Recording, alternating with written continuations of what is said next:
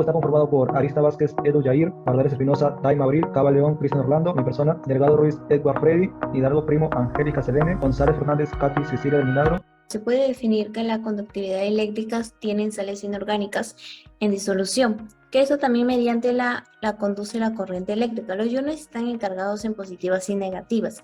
Eso también dependerá de los números de iones que se presentan en su movimiento. La conductividad eléctrica se puede definir como una capacidad de uno mismo para esto, pueda transmitir una corriente eléctrica. Eso también dependerá de las cantidades de iones disueltos. Según Pérez, en el 2004 nos dice que la conductividad eléctrica se va directamente afectada a los números de iones que así se puedan disolver. Es por eso que Conejo Navarro en el 2007 nos dice que las menciones de las propiedades que esto posee, las soluciones a cuotas, pueden conducir una corriente eléctrica. Esto también dependerá de las presencias de los iones. Sacamos los equipos de protección, que en este caso es la bata y luego antes, cuya función es que nos cuide a sí mismo, ¿no? Nos vamos al espacio 6, a la que en este procedimiento tenemos el sulfato de cobre, la solución acuosa del ácido acético y el ácido clorhídrico, a la que acá en mesa tenemos el vaso precipitado de 50, así que cogemos la solución del sulfato de cobre y lo colocamos en el vaso de 50. Lo colocamos aquí, encima del vaso precipitado. Y a continuación enchufamos. Si nos damos cuenta que enciende, que los átomos que están aquí en el vaso precipitado es compatible con estos elementos. Vamos con el segundo frasco, que es la solución acuosa del ácido acético. Vaso precipitado de 50.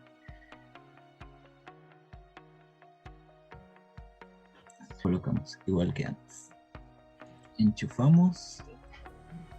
Y también nos damos cuenta que enciende. Nos vamos al espacio 9. Y nos damos cuenta que sí es compatible con estos elementos, ¿no?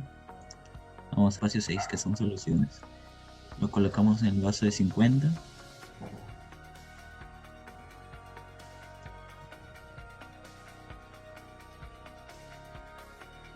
Y colocamos encima del vaso de 50.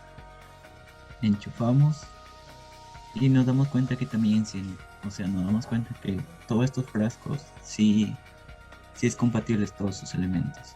Aquí podemos verlo en el espacio 9, sus átomos, y eso es todo. Con la espátula sacamos una pequeña porción de ella y lo llevamos al vaso de Becker de 50 milímetros.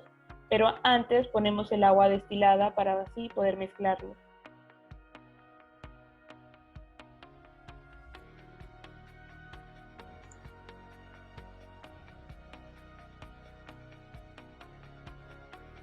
Lo removemos con el bastón de vidrio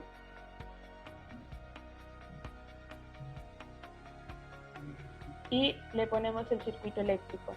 Enchufamos este mismo para ver su reacción.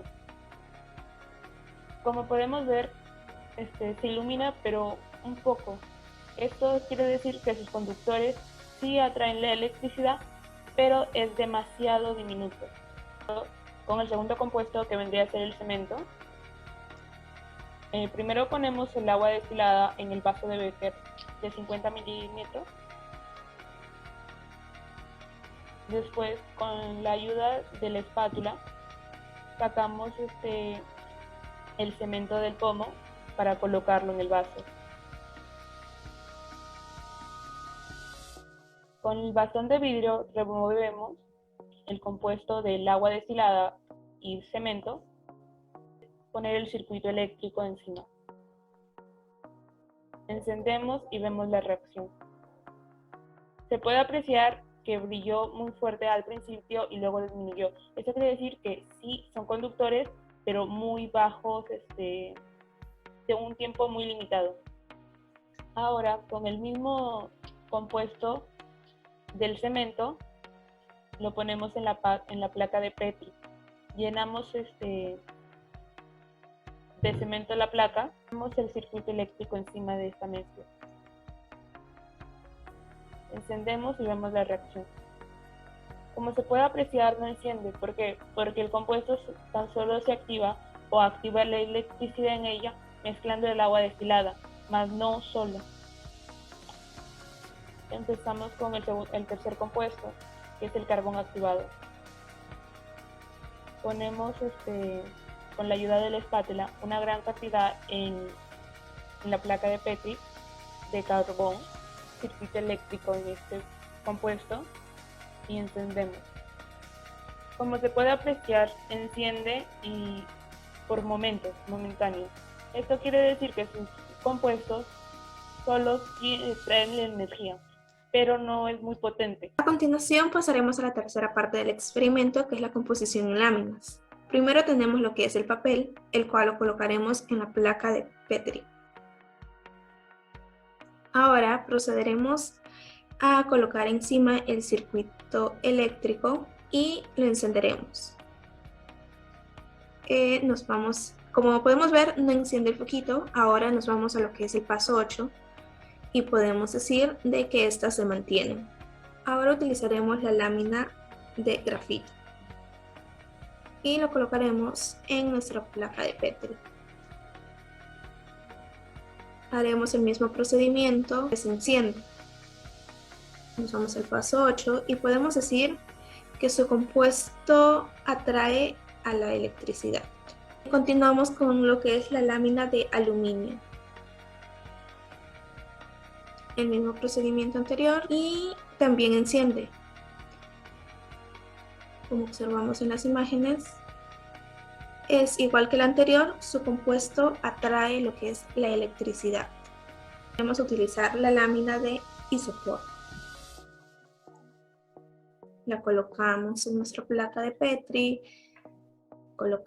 no enciende la lucecita, así que se puede decir que no tiene reacción.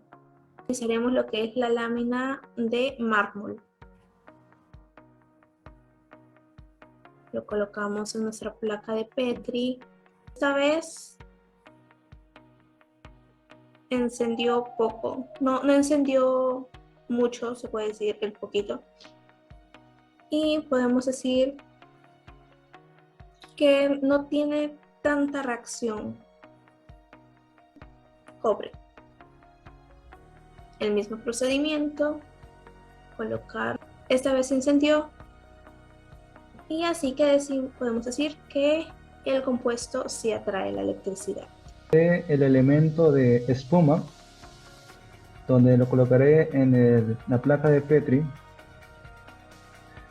Una vez hecho eso, pondré encima o sobre él el circuito eléctrico. Lo encenderé y podemos observar que no enciende. Vemos que se mantienen firmes. Luego, el siguiente elemento es el granito. Lo colocamos en la placa de Petri. Otra vez vemos que tampoco tiene reacción. Quiere decir que los átomos se mantienen firmes. Después hacemos este mismo procedimiento con la porcelana. Y observamos una vez más que no enciende, porque se mantiene firme. El siguiente elemento es la parafina. Lo colocamos en la placa Petri. Vemos que tampoco este elemento enciende. Quiere decir que no atrae la electricidad. Sería el plástico. Lo ponemos el elemento en la placa Petri. Tampoco enciende. Quiere decir que este elemento no atrae la corriente eléctrica. El último elemento sería el fierro. Lo colocamos en la placa Petri. Sobre él el circuito eléctrico. Y lo conectamos y lo encendemos.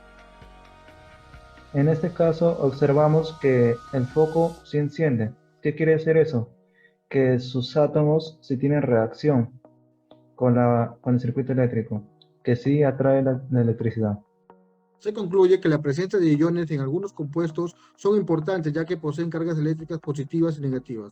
Por otro lado, se analizó la conductividad eléctrica en soluciones iónicas con ayuda del simulador de laboratorio Algetec, obteniendo como resultado que los resultados del compuesto de sulfato de cobre, ácido acético y el ácido clorhídrico sí conducen energía y son compatibles. Asimismo, se analizó que cuando se mezcla la sacarosa y el polvo de cemento con agua destilada, estos se vuelven conductores de energía eléctrica, a consecuencia de que el agua destilada funciona como activador. Sin embargo, cuando se analizó los elementos sólidos, solo en algunos casos como el grafito, aluminio, hierro y cobre, estos sí atraen energía, a diferencia de los demás sólidos. Por último, se logró identificar la conductividad de los materiales a utilizar, obteniendo como resultado que algunos sí conducen energía.